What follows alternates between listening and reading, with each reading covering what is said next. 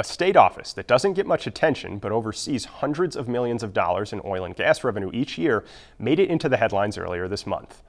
The State Land Office announced in early March it would hold off on selling oil and gas leases on some of the state's most promising tracts until state lawmakers lock in a higher rate. That's after a measure to increase royalty rates from 20 to 25% of lease sales passed the State House in January, but died in the Senate Finance Committee. Stephanie Garcia Richard runs that office as State Land Commissioner. She explained her reasoning at the time through a statement to news organizations, saying, in part, quote, "I think it makes perfect sense to forego millions now in exchange for billions down the road," end quote.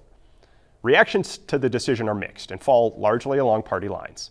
Several Republican state lawmakers are upset, with Representative Jim Townsend of Artesia calling it, quote, "pettiness at its finest." But Democrats like Senate Finance Committee Chair George Munoz of Gallup agree that holding out for a bigger payday makes the most sense. This week, I speak with Commissioner Garcia Richard to understand her department's vital role in collecting state revenue and to hear why she thinks withholding leases will help us cash in long term. State Land Commissioner Stephanie Garcia Richard, thanks so much for joining me here today. It's great to be here, Lou. Thanks. Yeah. Now, I just explained a bit of background on your decision to withhold oil and gas leases on certain tracts of land. And I'll get there in this conversation in a second, but I want to just start with some background for our viewers. What exactly does the State Land Office do? Yeah, so can I just start by thanking you all for covering this issue? Sure. You know, for us, it's pretty front of mind. And you know, for your viewers that aren't familiar with the State Land Office, probably the most important office you've never heard of. So essentially, we've got 13 million acres of our public trust land, and we elect an individual every 4 years to manage that land on our behalf. We manage it for drawing revenue for New Mexico's public schools, universities, and hospitals. Last year, we made almost $3 billion, billion with a B, dollars on those 13 million acres. Can you expand a little bit more on where the money from those natural resource leases goes? So back before we became a state, there were a number of named institutions, named out actually in our state's constitution.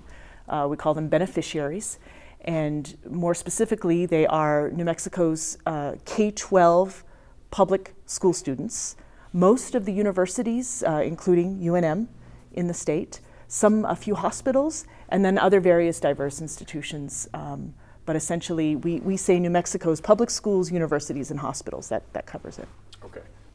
You lease the land. Who sets the royalty rate for those leases that generates that money? Great question. So on every other lease instrument we have at the State Land Office, so we've got Walmarts on state land, we've got affordable housing, every lease besides oil and gas, the State Land Commissioner can set whatever terms they deem appropriate for that lease.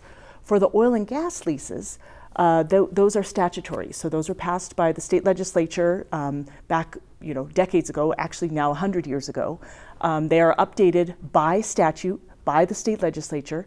And so things including the rates that we can set for royalty are decided by the legislature. Understood. Okay, so staying with the state legislature, a royalty rate increase came up this past year, this year, as a matter of fact. And the proposal that failed would have revised that royalty rate from 20 to 25%. Can you give us a ballpark dollar amount for how much money that difference amounts to? And just to clarify, we've attempted this same effort. This is, I think, our 4th time that we've done it. Okay. So since 2019, we have been trying to pass this bill. So yes, it would take the royalty that oil and gas companies pay to us to develop our public minerals from 20% to 25%. And it is the LFC that has determined that would be an extra between $50 and $80 million per year extra revenue on these leases. But then the nice thing about that revenue, it goes into the permanent fund, where it would earn, the SIC estimates, between $1.5 to $2 billion additional dollars. Okay. Now, you've said that New Mexico's been charging below market rate for years. You mentioned 4 years now. You've been trying to increase it. How do you calculate that market rate? So there's a couple of different things that we can look at. We run our monthly lease sales on a national, it's essentially an online auction house that runs leases in the Permian Basin, where we're talking about now, but nationwide, and knows the rates that those leases go for, knows the parcels. So they have shared with us information that indicates folks are paying for leases in the area that we're talking about from other oil companies, from private landowners, other landowners, including Texas, that they are paying 25% for those leases. So within that same area, and we're talking about the premier prime tracts of the Permian Basin, those leases are going, we hear from either other landowners, we hear from the other state that shares the Permian with us, Texas, we hear from national folks who do oil and gas leasing, that the leases in that area, if they are premier, will go for 25%. Okay, forgive me for getting in the weeds just a little bit, but this webpage, who runs that webpage? And you're saying that these oil and gas companies are looking on a webpage, literally, and they see the royalty rates, and some are 25 and ours are 20. It's not that they see the royalty rate there, it's that the folks, so this online, it's called EnergyNet, okay? It is an online auction house, essentially. Okay. And folks can go and look at these leases, and they can bid for a 25% royalty rate. Okay. So bidders, if bidders would like to acquire these leases, they can bid that 25% royalty rate. Now, they can't bid for that amount on New Mexico leases because we are, like I said before, held at the 20% for our leases by statute. Okay. So the increase doesn't make it out of the roundhouse. What's stopping your office from issuing, say, a one-year lease at the 20% that's set right now while waiting for another crack at the 25 increase this upcoming year? Yeah, so great question, Lou. Again, the terms of the lease are not set by the land commissioner. They are set in statute. So the terms of our lease are on 5-year lease terms, and folks who get these leases have that long amount of time to develop them, to get them into production. I will say that even if we did a shortened lease with the lower amount, we still would be leaving money on the table, because very often the earliest years of a lease are their most productive. Okay. Okay. So you want to save those productive years for when we have that 25% ideally. Absolutely. Absolutely. And if we were to sign that now, we'd be locked in for at least 5 years based on statute. That's it. Okay. So when exactly did you come to the decision to withhold these leases? So I wish I could have said 6 years ago. I wish we thought of this 6 years ago, because the attention that we're getting from this decision, what it shows me is that these leases truly are lucrative, because we've done other withholdings before. So we withheld some tracts in the Chaco region. We did an executive order to say we're not going to lease within a mile of any school facilities. Neither of those two actions got near the attention that this action got. And I think the reason is because people understand that this is a lucrative play they're missing out on, okay? So we've been kind of thinking through, a number of different actions to really push this issue. We could potentially be sued by one of our beneficiaries for not doing our fiduciary duty, which is to bring in the best and highest value for this land. So absent a lawsuit from one of our beneficiaries to say, hey, land office, why aren't you charging market rate? Why aren't you charging the highest rate for the land that you manage on our behalf?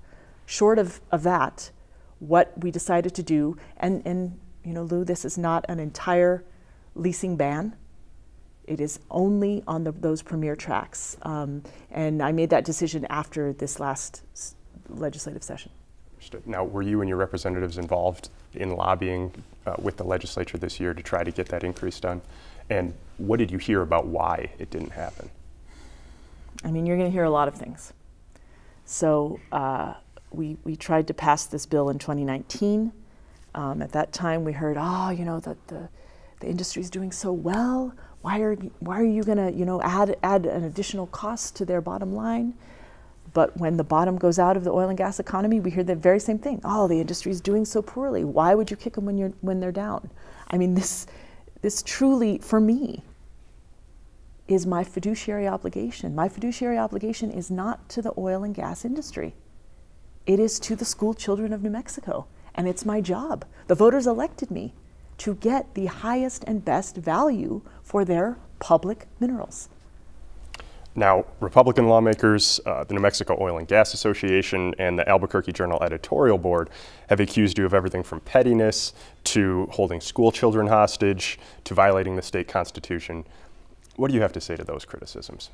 When I hear the kerfuffle that this has caused, it actually settles me even more comfortably into making this decision, because I know that the reason that people are in such arms about this is because what we have here is there is truly something at stake. There is truly something of value at stake.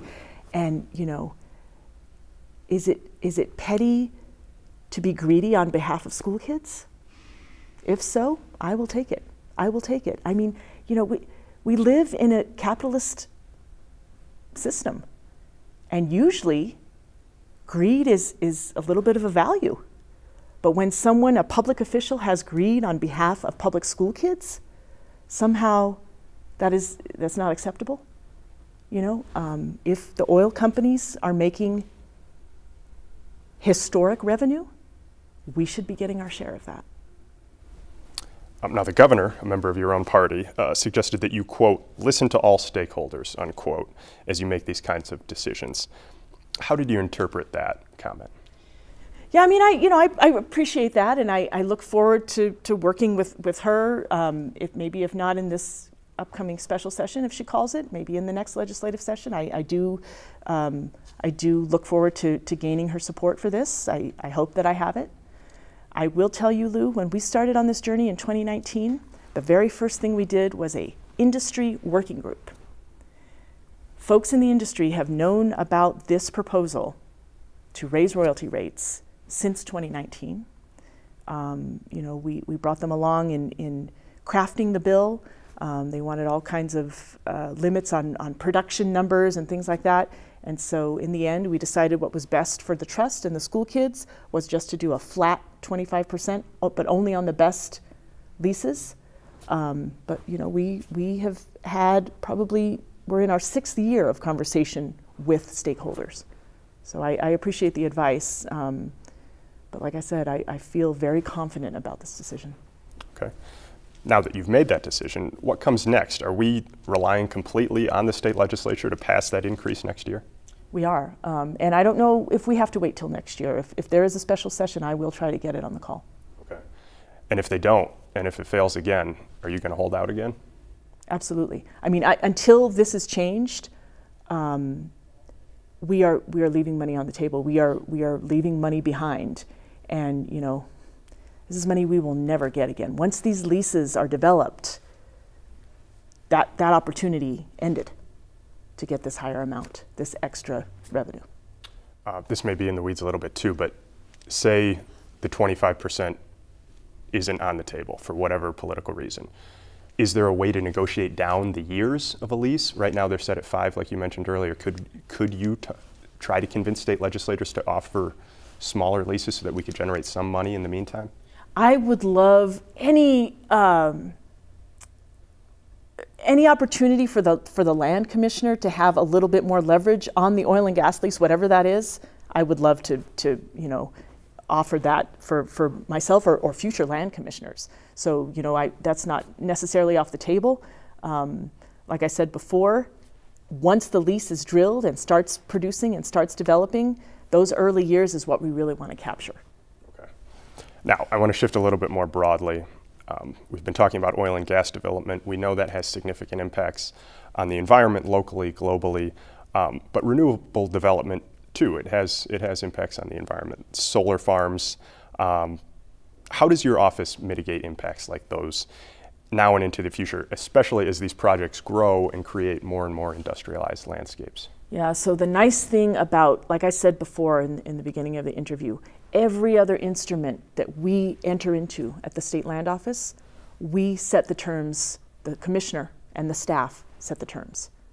So the nice thing about the renewable energy leases is we can set whatever terms we deem to be necessary to protect wildlife, habitat, ecosystems.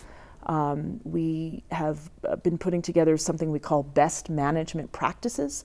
Those actually have become part of the renewable energy leases, and the project plans that folks come to us to build out either solar, wind, transmission on state land have to have best management practices, which were written actually by our specialists that are wildlife biologists, rangeland ecologists, folks who actually understand the science behind what a best management practice would be. Not only that, and I don't know if you want to get into this whole other issue, but because we don't have control over the oil and gas leases, what happens after all of that infrastructure winds down, and plugging those leases and bonding on those leases has not been, I would say, has not been fully covered for state land. On the renewable energy leases, we can build in that deconstruction or winding down of a lease, the bonding on removing all of that infrastructure right into the lease for a renewable energy lease, and we do that. Okay. Now, obviously, as we've talked about, the main part of your job is to generate money from natural resources, including these renewable resources. Is part of your calculus thinking about landscapes, thinking about protecting our landscapes as a good investment in and of itself? That's such a great question, Lou, and absolutely, that is part of the calculus. In fact, that is sort of the calculus. The mandate on the office in the state's constitution essentially says, land commissioner, raise revenue, but don't do it at the long-term expense of the land. You have to ensure that you are looking out for that long-term health. And for me, the long-term health of the land includes wildlife, includes air quality, includes water quality. So, we really do look at development or any applications, recommendations for land leases into the land office with as much of a holistic landscape level as possible. And in fact, like the federal government, the BLM, Bureau of Land Management, is considering leasing land for conservation purposes. We are doing the same thing at the State Land Office, looking at our really critical habitat and ecosystems that are a little bit more fragile, not putting necessarily any kind of development on them, but leasing them to conserve and preserve the acres, to ensure their long-term health. Stephanie Garcia Richard, thank you so much for joining me. It's great to be here. Thanks.